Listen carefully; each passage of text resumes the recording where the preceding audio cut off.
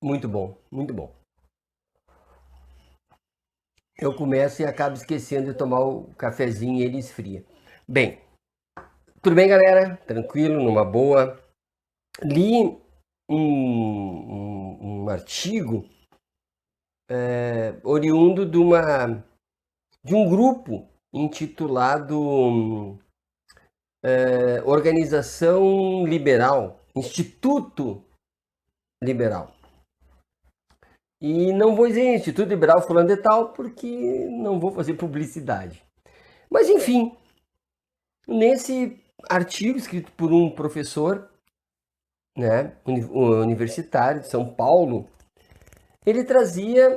ele falava dos fundamentos do liberalismo, fazendo menções elogiosas, dizendo que é a melhor opção o liberalismo, justificando que o contrário do liberalismo, o contrário do neoliberalismo, tanto faz, seria o risco, assumir o risco de um Estado pesado, caro, ineficiente, o perigo de um Estado intervencionista e, inclusive, crescentemente intervencionista, portanto, crescentemente complexo e caro, podendo até ocorrer problemas com relação à democracia se o Estado vai se encorpando para atender às necessidades populares. E que a liberdade, o fundamento do liberalismo, óbvio, é a liberdade. A liberdade tem a vantagem de fazer com que cada indivíduo escolha seus caminhos, né, através da meritocracia, que ele escolha os seus caminhos e dos caminhos possíveis escolherá o que é melhor para si. Não haveria uma receita pré-pronta pelo Estado, enfim, mas haveria a liberdade. Nós seríamos empreendedores de nós mesmos e, portanto, o sucesso ou o fracasso, já que somos cidadãos livres, é nossa. Portanto, haveria uma responsabilização, uma própria responsabilização, já que sujeitos livres escolhem livremente. E as pessoas só escolhem o que é melhor para si. Portanto, haveria um desenvolvimento natural, né, racional das sociedades quando o Estado for pequeno e deixar as pessoas escolherem seus caminhos e se responsabilizarem pelos seus caminhos. Bem, e lido isso, imediatamente surgiu contrapontos na minha cabeça, né? E eu fiquei imaginando qual seria o ponto, o melhor ponto para redarguir as afirmações desse instituto neoliberal que falava através desse artigo. E eu fiquei pensando a liberdade. Afinal, a liberdade é o fundamento do liberalismo, portanto, seria interessante atacar este ideal de liberdade. Veja,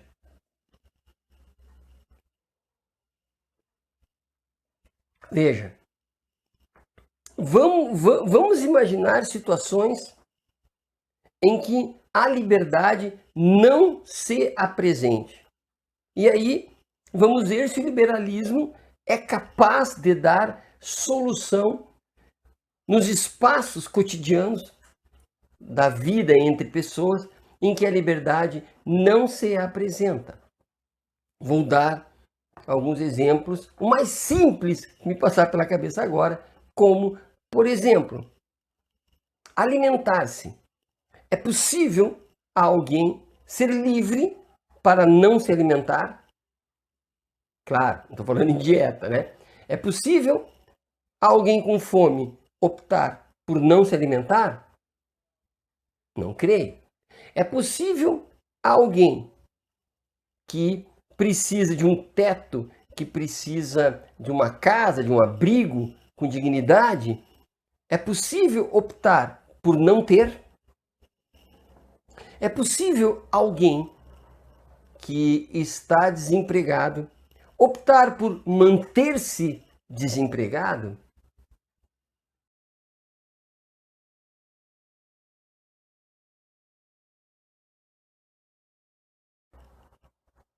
E aí a gente pode ir imaginando espaços na vida cotidiana em que não há liberdade de escolha, não há livre arbítrio quando alguém quebra um braço e ele precisa de atendimento médico, ele não pode optar por manter-se com o braço quebrado. Inúmeras situações surgem que onde exclui a liberdade. A situação ao aparecer manda embora a liberdade. Podemos imaginar muito mais exemplos. Pois bem, nessas situações em que não há liberdade, o que pode o liberalismo? Se o liberalismo trabalha com a ideia de liberdade para que seja possível responsabilizar aquele que agiu livremente e conscientemente, como poderá existir, coexistir nesses espaços aonde o que existe é a necessidade e não a liberdade? Fica claro? Para mim, acredito que para muitos, que essa liberdade individualista, essa liberdade do indivíduo que convive entre outros indivíduos, mas que não precisa compartilhar, ela entra em xeque quando passamos a refletir sobre coletividade. Quando passamos a pensar o Estado não como outro indivíduo livre e que independe de nós, mas o Estado como uma entidade que deve manter sob sua égide, sob sua proteção, todas as pessoas. Independentemente se livres, se não livres, se altas, se baixas, se bonitas, feias, ricas, pobres, gordas, magras, o Estado é um momento da coletividade. Pelo menos no momento em que naquelas questões em que o sujeito não é livre para escolher. É preciso que alguém, alguma entidade, alguma coisa aconteça para amparar aquele sujeito não livre e que precisa, porque ele não pode optar pela morte. Para viver, ele precisa de tais e quais possibilidades, auxílios, sustentação, porque ele não pode escolher, a não ser que escolher a morte, o que é inviável também. Como o liberalismo vai responder a estas questões? Se eu tenho a liberdade pura e plena da propriedade, eu não posso impedir o outro de ter propriedade também. Principalmente naquele momento em que a propriedade é essencial, ele precisa ter, por exemplo, a propriedade de um imóvel para que ele possa subsistir. A propriedade do quê? Não sei, de uma roupa porque está frio. Nestes casos, liberdade e egoísmo, me parece, andam muito juntos, sem fazer juízo moral. Apesar de egoísmo ser uma fala de aspecto moral, ético, né? Mas aqui é bem o aspecto econômico. Eu não posso negar ao outro aquilo que ele não pode escolher. Ele é assim, está assim, naquela situação.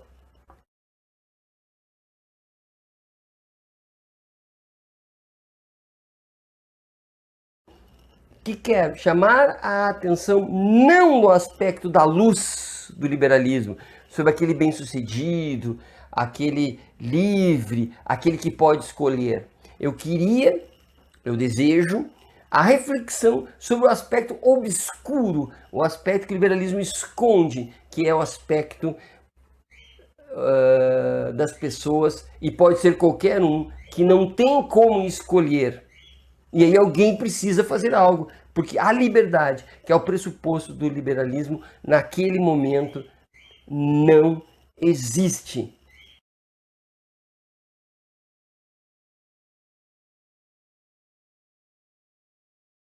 Se elas não podem escolher morrer, porque a vida é uma lei natural, há um rompimento da ordem, há um rompimento do progresso, há um rompimento do positivismo, há um rompimento do liberalismo, e essas pessoas estão fora do contrato social naquele momento, e não importa se são pessoas de sucesso, bem-sucedidas ou não, mesmo as pessoas bem-sucedidas poderão encontrar momentos na sua vida em que não há escolha e elas precisam de amparo.